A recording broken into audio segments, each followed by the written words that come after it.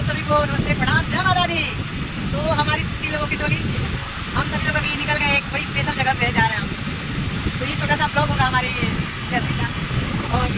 गाड़ी पे ना जाके हम स्कूटी से जा रहे हैं, बारिश भी हो रहा है, थोड़ा सा मजा करेंगे, एंजॉय करेंगे। और आइए दिखाते हैं कि हम लोग कहाँ जा रहे हैं। आप सभी लोग हमारे ब्लॉग में बने रहिए। कुछ बोलेंगे क्या बोले, बस हम 3 लोग हैं। आज हम लोग सोचे थे कि आज हम लोग अपने अपने घर रहेंगे,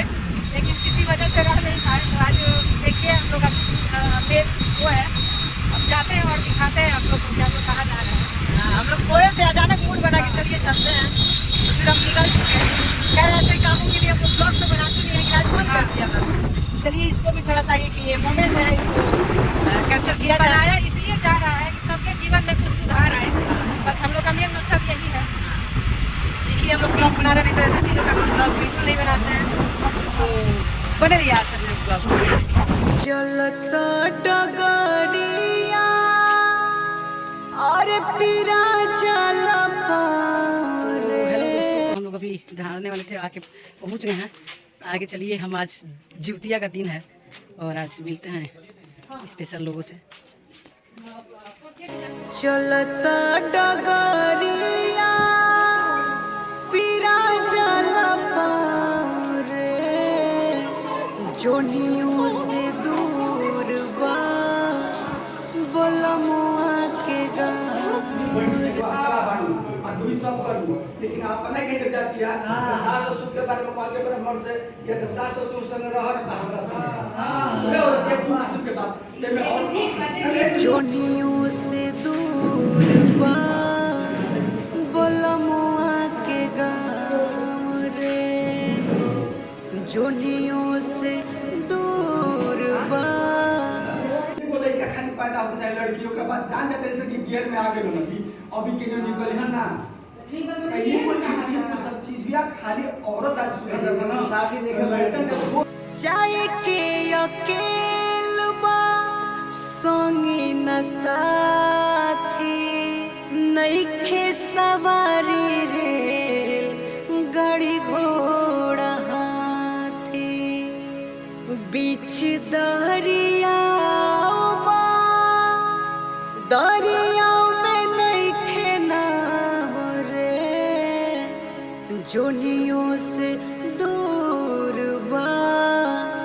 बोलमुआ के गाँव रे, जोनियों से दूर बा बोलमुआ के गाँव रे। ये देखिए सारी माता लोग, दादा लोग, दादी लोग, चाचा लोग आश्रम में है। ये बड़ी दुख की बात है। ये मेरी दादी की जैसी लग रही हैं। क्या हो गया है समाज को। और आज हमने के अपना चाची दादी लोग से मिले आई रही जा, तो एगो गीत सुनाओ तो नहीं जिउतिया के बा, और इतना सुंदर सुंदर हमने के दादी लोग बाड़ी जाते, कई गीत याद आता। आज सारा दादी लोग मतलब बाड़ी जा, कुछ लोग दादी लोग जिउतिया भूखल बाड़ी जा, जो उनके अपना अपना बेटा बेटी से दूर बाड़ी जा, तब तो भूखल बाड़ी जा। यही माई के प्रेम है, यही हम गाइला। केहू दुनिया में कतनो दुलारी, बाकी ये कही हो खेली महातारी, केहू दुनिया में कतनो दुलारी, बाकी ये कही हो खेली महातारी, पुतावा का पुत भाले होई उजियुआ के गाई हो खेली, तमाई मटियों के हो खेली, तमाई हो खेली, तमाई मटियों के हो खेली, तमाई हो खेली। आज ये सबके देख के बहुत जीवन में पहला बार ऐसा हमने के उनको महसूस करते हैं जा,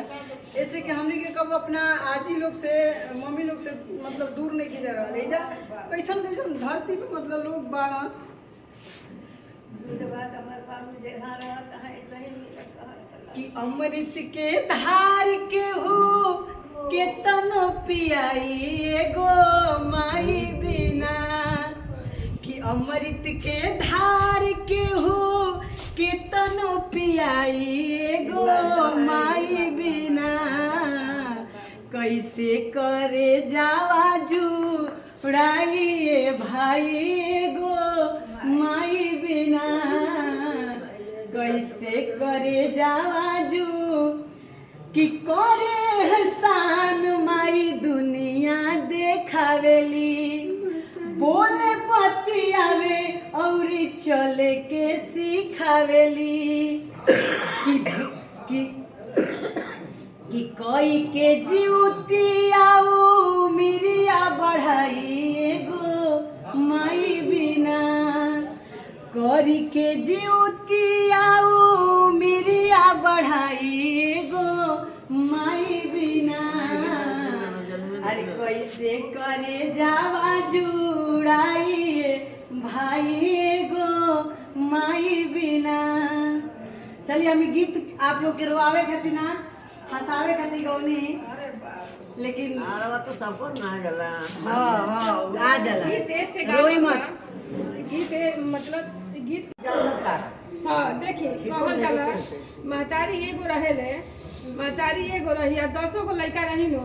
तो सबके पोस पाल के कर ली लेकिन 10 गो बेटा बेटी मिल के एगो माई बाप को लेके पता लगता तो सबसे देखिए जे भी वीडियो देखा था आज हमने के वृद्धा आश्रम में आई बनी जा माता जी लोग के आज हमने के सोच दिया जाए जुतिया के दिन है और चली जा हमने के भी देखी जाओ जा कैसे के का रहता सबसे इहे कहल चाहतनी लड़का हो चाहे लड़की सब अपन अपन फर्ज निभाओ माई बाप जैसे भी जौन गरीबियों में रहेला तो सबके कह लेला लड़का लड़की के कितना दे देला लेकिन लड़का लड़की मिल के माई बाप के सेवा नहीं कर पावत जब माई बाप के ना करे ओकर जन्म लियल शिकार बटे और देखिए जब माता जी लोग बाड़ी लो हमने के आई बनी जा इतना मतलब हम का कहीं कहल भी नहीं के बनत हमरा देखी बेटा बेटी छोड़ देले भगवान के माई बाप आज जीत केहू दुनिया में केतनो दुलारी बाकी ये कही हो खेली महतारी पुतावा को पुत भले होई उजियुआ के गई हो खेली माई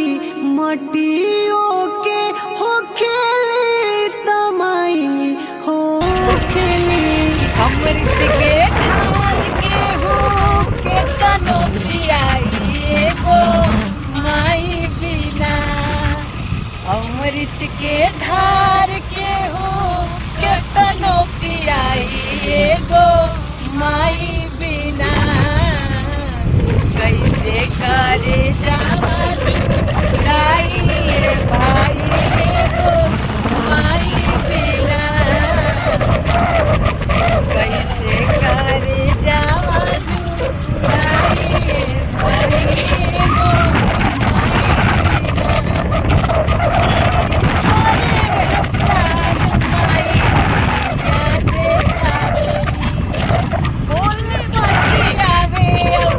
चले के सिखा